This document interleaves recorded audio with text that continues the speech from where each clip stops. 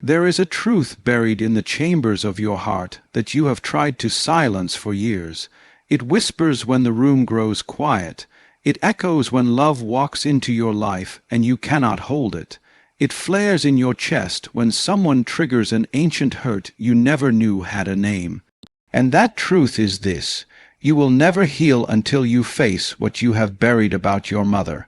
She was your first experience of the world, before language, before logic, before you even knew who you were. She was the one who told you. Not with words, but with presence, with absence, with warmth, with cold. She was the mirror in which you first saw yourself, and if that mirror was cracked, if it was clouded, if it was absent altogether, then you grew up trying to piece together your reflection with broken glass. You may tell yourself you've moved on. You've built a life, perhaps a family, maybe a career.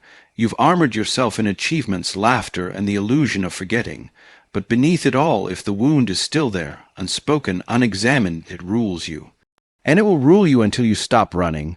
What we don't face, we repeat. That's the curse of the unconscious. The mother you avoid becomes the lover you attract, the boss you fear, the friend who wounds you the same way she did. The patterns aren't coincidences. They are calls to consciousness. Life will not let you escape your healing. To heal is not to blame. To face this is not to condemn. It is to see with clarity, to finally say, this hurt me, this shaped me, and I will not pretend otherwise. It is not about making her a villain or a saint. It's about seeing her as she was, as she is, a flawed, full, fragile human being, and in doing so, you free yourself to be the same. There is no shame in this work. It is the bravest thing you will ever do. To confront the wound is to reclaim your power. To let go of the idealized mother or the fantasy of who you wish she had been is to open the door to the truth of who you are becoming. This journey is not for the faint of heart, but it is the path of liberation.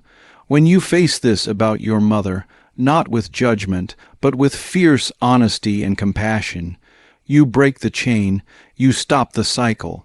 You give the next generation a chance to start fresh, and most importantly, you begin to meet yourself, not the echo of a wounded child, but the soul who has waited patiently for this moment. So go there. Face it, grieve it, speak it, and then, finally, heal. There is no relationship more primal, more formative, or more psychologically potent than the one you hold with your mother. Before you knew language, before you knew time, before you had a name, you knew her. And whether that knowing was warm and nourishing or cold and disoriented, it was the soil in which your psyche first took root. She was your first mirror, and the reflection she offered you shaped your earliest ideas of who you are, what the world is, and whether or not you are safe within it. You see, we enter this world utterly dependent, physically, emotionally, spiritually, and the mother or the first maternal figure is not merely a caregiver. She is the initial architect of your psychological landscape. Through her eyes, her touch, her tone, and even her silences, you learn the laws of love, the rules of connection, and the architecture of your identity. She was the horizon from which all your inner and outer worlds emerged. This is not mere sentiment. It is science, and it is soul. In those formative years, your nervous system was shaped in response to her presence. If she responded to your cries with comfort, you learned the world is responsive, and you matter. If she withdrew, reacted unpredictably, or overwhelmed you, your body learned to brace for danger, and your spirit began to question its own worth. But this mirror is more than just the external woman. It is also the internal image of her you built, consciously or unconsciously, and that image becomes a framework, a blueprint you carry within you. You do not leave it behind when you grow. You carry it into every relationship, every moment of vulnerability, every encounter with intimacy or conflict. The image of the mother becomes internalized into what psychologists call the inner mother, and it is she who whispers in your darkest moments whether or not you are lovable, whether or not you are enough, For some, the mother's reflection was filled with love and acceptance, and yet even there, it is often laced with projection.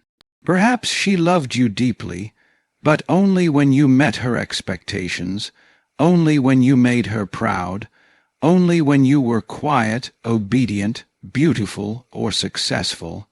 And so, even those raised in homes filled with affection may find they carry an invisible burden, the belief that love must be earned.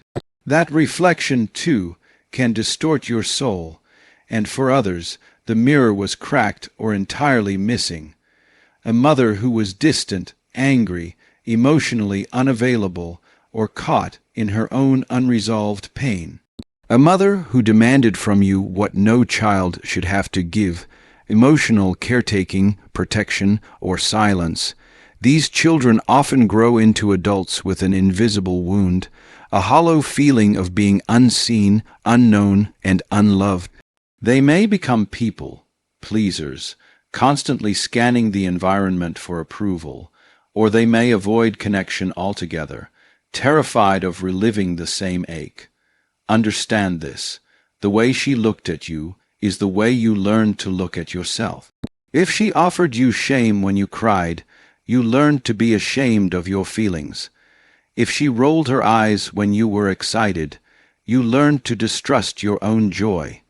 If she ignored your pain, you internalized the belief that pain must be hidden, swallowed, or transformed into perfection. You did not form your identity in isolation. You formed it in her gaze, and if that gaze was wounded, so too was the reflection. But here's the truth you must hold on to, even if your voice trembles when you speak it. Her gaze was not always about you. Her reflection was shaped by her own story, her own unmet needs, her own traumas, her own unhealed child within. She too was shaped by a mirror, and sometimes what she saw in you was not your true self, but her own pain, her own longing, her own unlived life. You are not here to carry her reflection forever. You are here to examine it, to hold it up to the light, to ask, is this really me, or is this who she needed me to be, who she feared I would become, who she couldn't let herself love because of what it reminded her of? This is the sacred work of individuation, the process of becoming your true self, and it begins with re-examining the mirror of the mother, not to reject her, not to vilify her, but to separate your essence from her projection. To see where her reflection ends and where your truth begins. This work is not easy. It will stir old grief. It may awaken anger you thought you had buried. It may bring guilt for daring to question the one who gave you life. But that is the illusion. You are not rejecting her. You are reclaiming yourself. You are peeling back the layers of inherited identity, false self, and survival strategies that no longer serve you. You are stepping out of the distorted mirror and into your own light. And when you do, something miraculous begins to happen. You start to reparent yourself. You begin to offer to your inner child what she could not. You learn to hold space for your own emotions, to affirm your own worth, to soothe your own fear. The internal mother becomes conscious, compassionate, and strong. You stop repeating the past. You stop seeking her in others. You start being her for yourself. There is no blame in this, only truth. Only love. To face the mirror of the mother is to honor your story, to honor your pain, and ultimately to honor her. Because healing does not mean you pretend nothing went wrong. It means you finally see what did, and you choose to do right by the child inside you. And when you've done this work, when you've truly looked into that mirror and seen both the wound and the wisdom, you will begin to walk differently in the world. You will no longer seek approval from broken places. You will no longer accept love that feels like survival. You will no longer silence your truth to preserve someone else's comfort. You will know who you are, and that knowing will become your compass. So ask yourself, what did you see in her eyes? Was it love? Was it fear? Was it absence? Was it pain? And how has that gaze shaped the way you see yourself today? Dare to answer. Dare to grieve. Dare to let go of what was so you can make room for what can be. The mirror of the mother is the first mirror, but it is not the final one. You now have the power to craft a new reflection, to gaze upon yourself with the eyes of truth, compassion, and courage, and in that gaze you will finally see not just the child you were, but the soul you are becoming. And that is where the healing begins. There is a quiet power in the past. It does not shout, it does not demand, but it lingers, hidden behind every choice you make, every fear you feel, every boundary you avoid or fiercely protect. And few forces are more silently influential than an unresolved wound from your mother. This is not just psychological theory, it is soul truth. Your early relationship with your mother created a map, an emotional blueprint, that your adult life has followed, often without question. If the map was drawn with love, presence, attunement, and support, you may walk through life with a sense of inner safety. But if that map was written in confusion, abandonment, control, or emotional neglect, then even as an adult, you may still be navigating a world that feels chaotic, unsafe, or unworthy of trust. Understand this, your mother wound is not just a memory. It is an emotional echo that lives inside your nervous system. It is the quiet voice that says, "Don't speak too loudly or you'll be punished." It is the inner tightening that occurs when someone gets too close. It is the relentless need to prove yourself, to be perfect, to please everyone. Because once, long ago, love felt conditional. It is the inability to rest because you never learned what safety truly feels like. The mother wound shows up not only in how you love others, but in how you love yourself. If your mother dismissed your feelings, you may have learned to do the same. If she abandoned you emotionally, you may struggle to sit with your own sadness, to hold your pain with gentleness. If she was overly critical, you may have internalized her voice as your own, becoming your harshest judge and your most unforgiving enemy. This wound hides in the shadows, and because it hides, it dictates. You may find yourself stuck in patterns that make no sense on the surface, sabotaging relationships, staying small when opportunity calls, choosing partners who mirror her emotional unavailability, or fearing success because it threatens the fragile balance you've spent years maintaining. The deeper truth is this: you are not broken, you are repeating, you are not self-destructive, you are reenacting an old emotional story that has not yet been completed. Your adult self may say, "I'm fine, I've moved on," but your inner child still remembers. And until that child feels safe, seen and heard, the adult will remain trapped in cycles of unconscious pain. The unhealed mother wound does not go away with time. It waits for your willingness to turn around and face it. Let us be clear, facing this wound is not about blame. It is not about pointing a finger and saying, "She did this to me." It is about saying, "This happened, this shaped me, and I refuse to let it continue shaping me without my consent." Many people shy away from this work because it feels disloyal. We are taught to honor our mothers, to protect them, to hold their feelings above our own. And yet, true honor is not blind devotion. It is honest reckoning. It is seeing her fully and loving her anyway. It is acknowledging her humanity, her limitations, and the impact those limitations had on you. Your mother may have done the best she could, that may be true. And still, that best might have left a scar. Two things can be true. She can be both wounded and loving, both well-meaning and harmful, both a victim of her own unhealed past and the source of yours. If you do not name the wound, it will name you. If you do not feel the grief, it will disguise itself as rage, anxiety, control, depression, or numbness. Unfelt grief becomes emotional armor. And that armor, while it may have once protected you, now blocks you from intimacy, freedom, and authenticity. So many people carry this wound into adulthood unaware. They wonder why they feel empty in relationships, why success doesn't satisfy them, why they attract emotionally unavailable people. It is because, on some level, their emotional compass is still aligned with the unmet needs of childhood. They are still seeking from others what they did not receive in those formative years: validation, nurturing, safety, and unconditional love. And so the work is not simply about letting go or forgiving and forgetting. It is about remembering with clarity, grieving with honesty, and reparenting with commitment.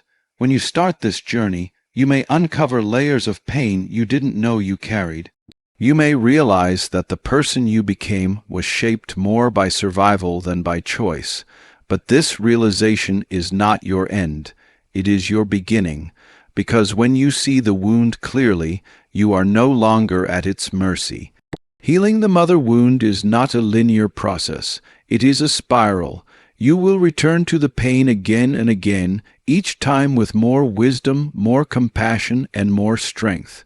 There will be days when you cry not for what happened, but for what didn't. For the hugs that never came, the words that were never spoken, the presence that was always just out of reach. Let yourself cry. That is sacred grief. That is your soul unclenching. And then let that grief become the soil from which new life emerges. Let it teach you how to mother yourself in ways she could not.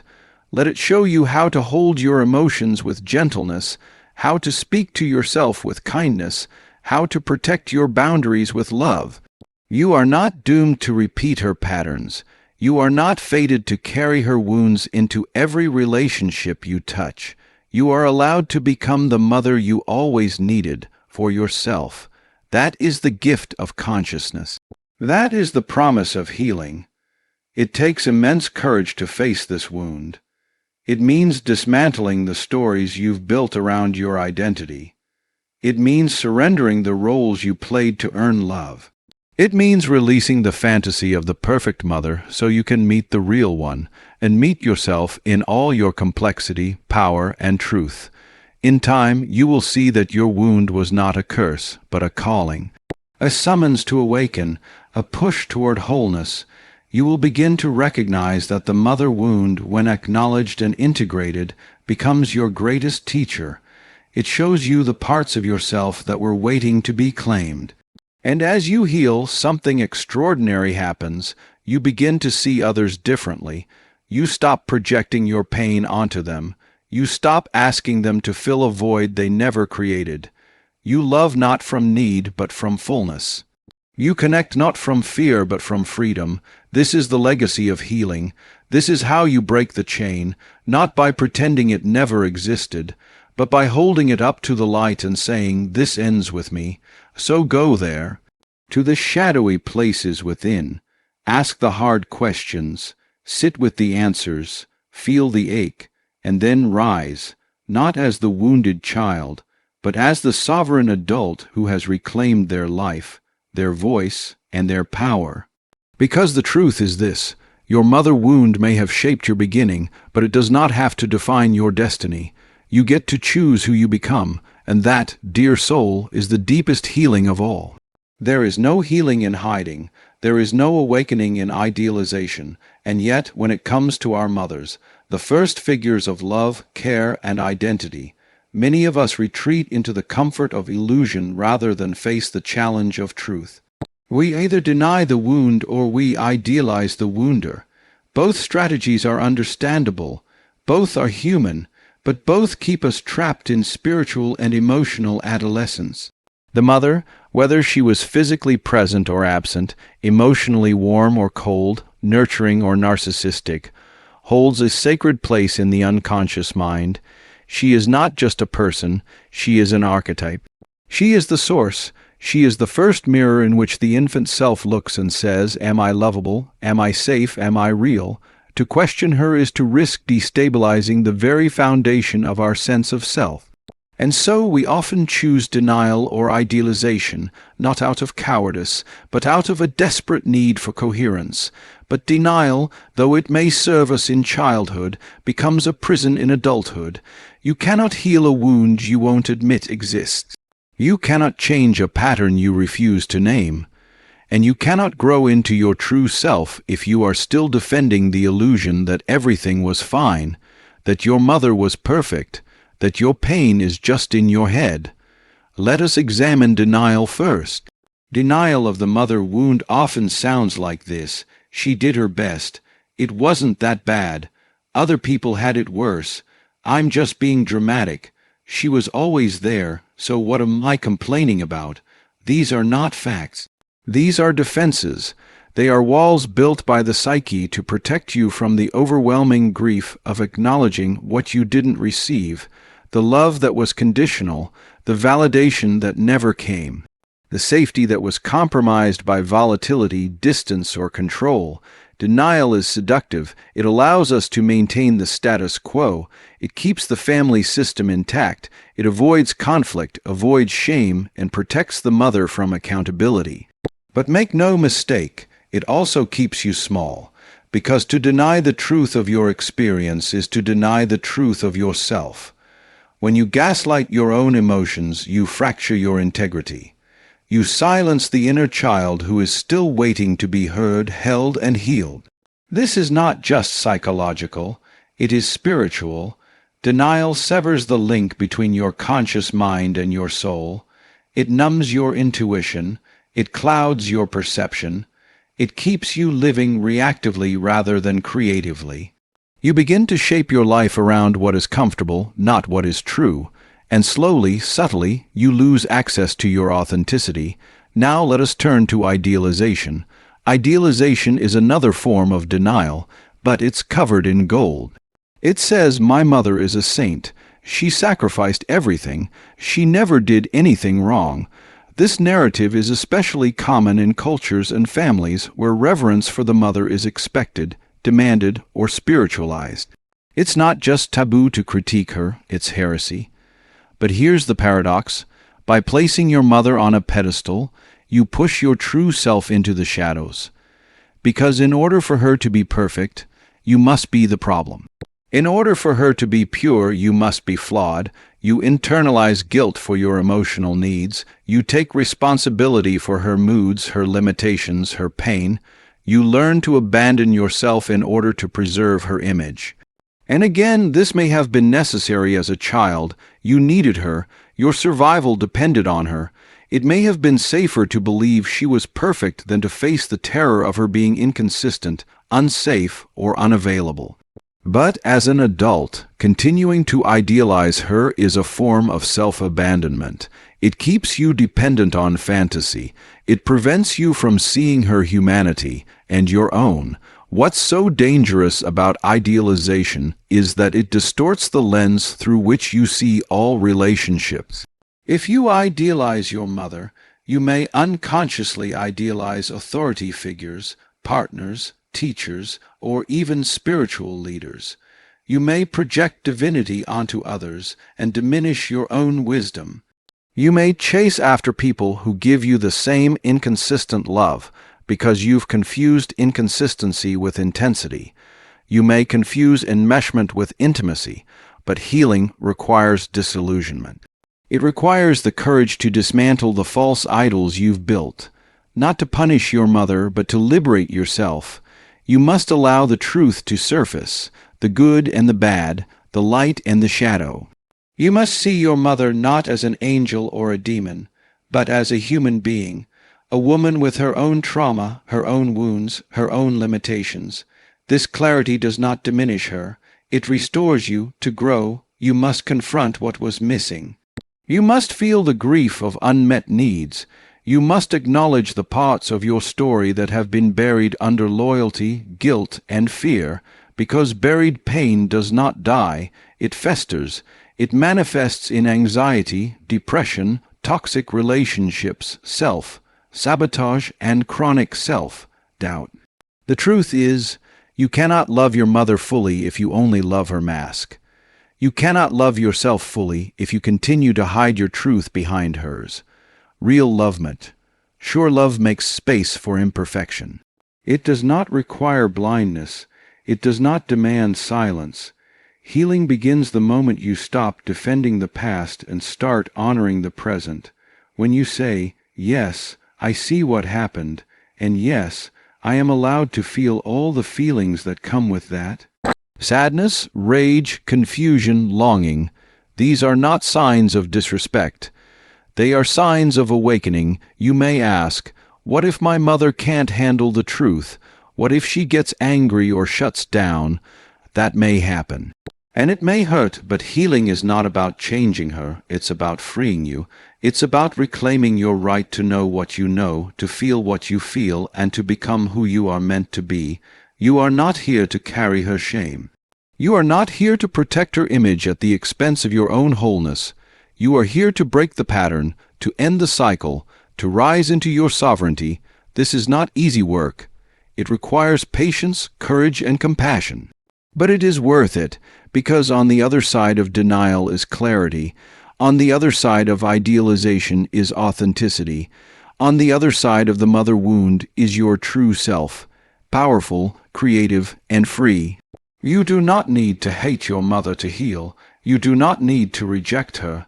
You need only to see her clearly, and in seeing her clearly, you see yourself more clearly too. In the end, the goal is not to blame, but to understand. Not to punish, but to integrate. Not to remain a wounded child, but to become a whole adult, capable of love, truth, and profound freedom. So take the mirror down from the pedestal, look into your own eyes. Ask yourself, what am I still protecting? What am I afraid to feel? What truth have I buried in the name of loyalty? And then dig, cry, write, scream, sit in silence, invite the memories to rise, not to torture yourself, but to set yourself free. Because you will never grow if you keep clinging to a version of the past that was never real. The truth is not your enemy, it is your liberation. We arrive now at the precipice of the most sacred and terrifying act in the journey of healing, conscious confrontation. Not confrontation with malice, not a screaming match fueled by resentment, but confrontation in the truest, most divine sense, a brave, bare, souled reckoning with the parts of ourselves we've hidden, shamed, or inherited unconsciously. And make no mistake, to truly confront your mother wound is to confront yourself, for within the mother lies not only the echo of your past, but the shape of your psyche. She is not just a person who raised you. She is your first mirror, your first blueprint of love, worthiness, and identity. Whatever she gave you, or failed to give you, becomes etched into your emotional DNA. This is not about blame. This is about understanding, about seeing with new eyes what you have always lived with but never questioned. And so we must begin not with her, but with you. Let me ask you plainly, who are you beneath the child who still wants to be approved of? Who are you beneath the defenses you crafted to survive her moods, her silence, her expectations? What would rise in you if you stopped trying to be the person she could finally love or understand? These are not abstract questions. They are the key to liberation. You see, the mother wound often persists because we never look directly at it. We orbit it, we analyze it, we excuse it, we spiritualize it, but we rarely stand in front of the mirror and say, here is where I am still carrying her voice inside my head. Here is where I have become her without knowing. Here is where I fear becoming her so much. I sabotage myself instead. That, my friend, is shadow work. Shadow work is the radical, luminous act of turning toward the parts of ourselves we were taught to deny. It is staring into the abyss not to fall into it, but to reclaim what has been exiled there. And when it comes to the mother, this is essential, because every unhealed aspect of the mother wound becomes a fragment of your shadow. Did she neglect you emotionally? Then perhaps you neglect yourself now, dismissing your own needs and calling it independence. Did she smother you with control or guilt? Then perhaps you now attract partners or careers where you feel trapped, unconsciously replaying her grasp. Was she self, sacrificing to the point of martyrdom? Then perhaps you now wear suffering like a badge of honor, believing your worth is in your pain. Was she unpredictable, unavailable, inconsistent? Then maybe you still chase love that mirrors that chaos, believing that love must be earned, proved, survived. Whatever was unresolved becomes reenacted. Until we name the pattern, we live the pattern, and this is why confrontation matters, not to blame her, but to stop abandoning yourself. So how do you begin? How do you confront this ghost that lives in your behaviors, your relationships, your thoughts? Start by listening to your triggers.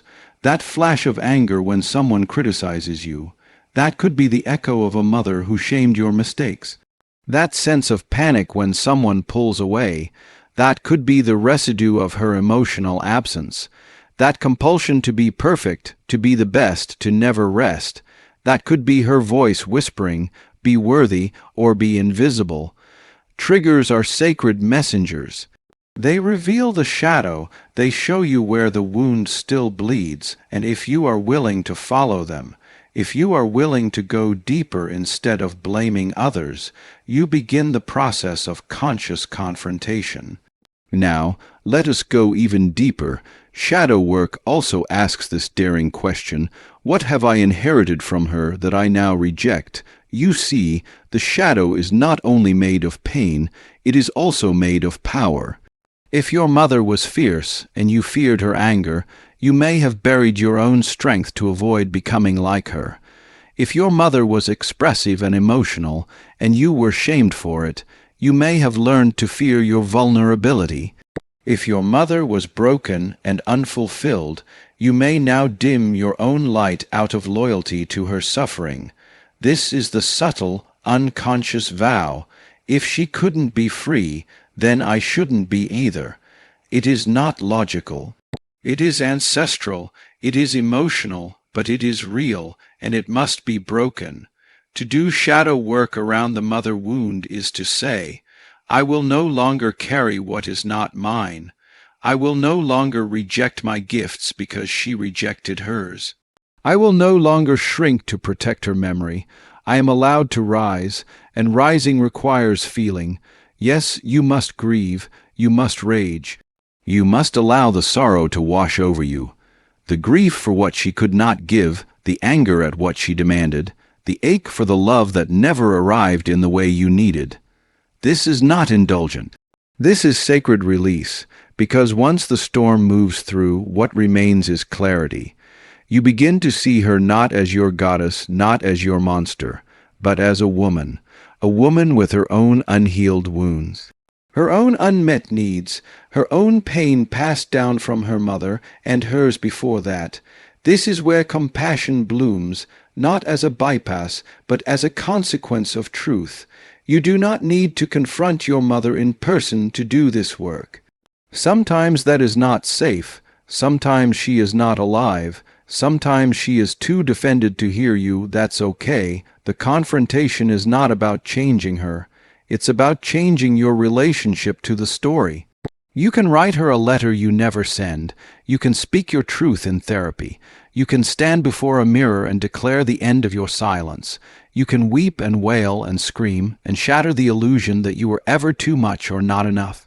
Because that illusion is the chain and your voice is the key, let us not forget that this work is not only personal, it is ancestral. Every mother wound you confront heals a thread in the lineage. Every time you say, "This pattern ends with me," you liberate not just yourself, but the generations before you who didn't have the tools, the language, the freedom to do what you are doing now. This is the true meaning of inner alchemy. It is not love and light. It is blood and fire. It is sitting with your demons until they reveal themselves as abandoned children. It is confronting the mother archetype inside you and asking, what do I believe love is supposed to cost me? And do I still want to pay that price? So rise, not in rebellion, but in revelation. Your mother may never change. She may never apologize. She may never meet you in the place of your healing, but you can change. You can choose. You can become the mother to yourself that you always needed, fierce, tender, boundaried, wise. The confrontation is not about her. It is about you coming home to yourself. And when you do, When you reclaim the parts of your soul you had to sacrifice to survive, you will see clearly, maybe for the first time, the wound was never your shame. It was your invitation and the shadow. It was never your enemy, it was your guide to the light you were always meant to become.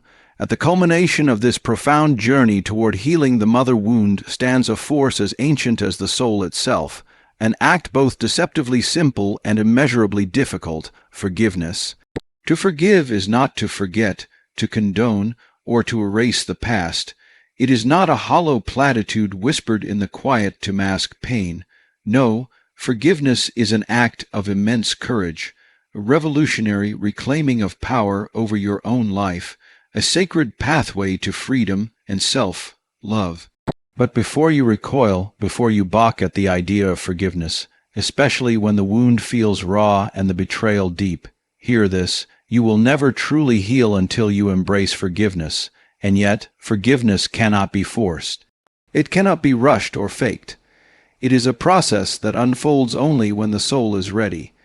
It must arise from deep understanding, fierce compassion, and radical acceptance.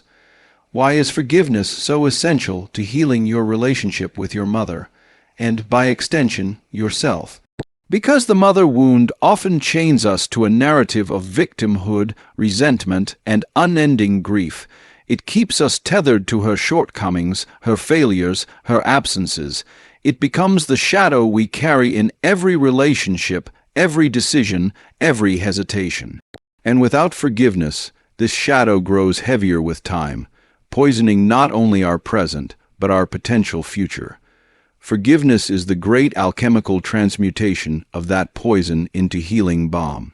To forgive your mother is to say, I acknowledge the pain, the hurt, the unmet needs. I recognize the ways in which I was wounded, left wanting, or even betrayed, but I refuse to let this pain define me or dictate my worth. I choose to release the hold this wound has over my heart. This choice is radical because it demands honesty. It demands that you do not gloss over the truth with false kindness or spiritual bypassing. You must face the full scope of your experience, the anger, the sorrow, the betrayal, and give it voice, give it space, sit with it, even rage into it until it exhausts its grip on your soul. Only then can forgiveness arise, not as an obligation, but as a liberation. Understand this. Forgiveness is not about changing your mother's past or her actions. She may never apologize. She may never see or understand the depth of your hurt. And this is the paradox. Forgiveness is about your freedom, not her redemption. It is the breaking of invisible chains you did not choose but carried anyway. You see, when we refuse to forgive, we remain imprisoned in a cage of our own making. The bars are our unresolved pain, the locks are our unforgiven grievances, and the key is forgiveness itself. But this key is forged not in forgetting, but in the fiery recognition of what was, and the courageous decision to step forward regardless. Now, consider the fear that often blocks forgiveness, the fear that forgiving means excusing, that it means forgetting, or that it means losing a part of yourself. This fear is real and valid, but it is also a false guardian, protecting you from the very freedom you seek. Forgiveness does not erase justice. It does not dismiss boundaries or deny consequences. Rather, it releases the burden of carrying pain internally, the burden that consumes your energy, your joy, your ability to love and be loved fully. Imagine carrying a heavy stone everywhere you go. The stone is your unforgiven pain. It drags you down, wears you out, makes each step harder. Forgiveness is not dropping the stone because the wound never happened. Forgiveness is dropping the stone because you are done carrying the weight alone. In this act, you reclaim your energy. You reclaim your capacity to love, not just others, but yourself. Love, dear soul, blossoms most beautifully on the soil of forgiveness. How often have you been harsh with yourself, judging, blaming, punishing, because you believe the mother wound makes you less than, broken, or unworthy? Forgiveness teaches you that you are not defined by the wounds you carry, nor by the flaws or failures you perceive in your mother. When you forgive her, you also forgive yourself. You forgive the child within who struggled to be seen, the adult who carried unresolved grief, the spirit who thought healing was impossible. And here lies the secret: forgiveness is not a one-time event. It is a lifelong practice, a dance between your heart and your mind, between remembering and releasing, between pain and grace. Some days forgiveness will come easily, like a gentle rain cleansing your soul. Other days it will resist like a storm that tests your resolve. But each time you return to it, you fortify your spirit, deepen your self-compassion, and expand your capacity for joy. There is no timeline, no destination. Only the journey, and this journey is sacred because it connects you to the deepest wells of your humanity. The capacity to hold pain without being consumed by it, to see the flawed humanity in others and yourself, and to choose love over resentment, freedom over captivity. So how do you begin embracing forgiveness? First, allow yourself to feel. Sit with your pain, name it, honor it. Do not rush this step. Healing begins where acknowledgement lies. Second, cultivate empathy, not for your mother as she was, but for the mother that lives within you. See her as a human being shaped by her own wounds, her own limitations, her own unmet needs. This does not excuse harm, but it opens a door to understanding. Third, practice self-compassion fiercely. Recognize that healing the mother wound is not a sign of weakness, but of profound strength. Speak kindly to yourself. Give yourself the grace you needed then but never received. Fourth, create a ritual, a letter, a meditation, a conversation in your mind, where you say the words of forgiveness when you are ready. You do not need to be perfect or complete, just willing. Fifth, choose to live differently. Forgiveness is a gateway to change. It allows you to rewrite your story, to break patterns, to build relationships rooted in authenticity and love, not in the shadows of the past. Know this: embracing forgiveness transforms you from victim to victor, from prisoner to pioneer. It is the bridge between where you have been and where you are going. It invites you to stand tall in your truth, carrying your scars not as badges of shame, but as emblems of survival and wisdom. And in doing so, you become the mother, to yourself and others, that you always longed for. A mother who nurtures, who honors, who loves unconditionally. This is the power of forgiveness. It is not a weakness, but the greatest strength. It is not surrender, but the ultimate triumph.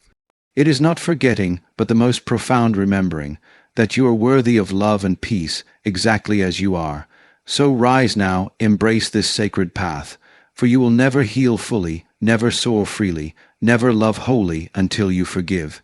And when you do, the chains fall away, the wounds transform, and your soul sings with the freedom of a love reborn. This is your gift to yourself.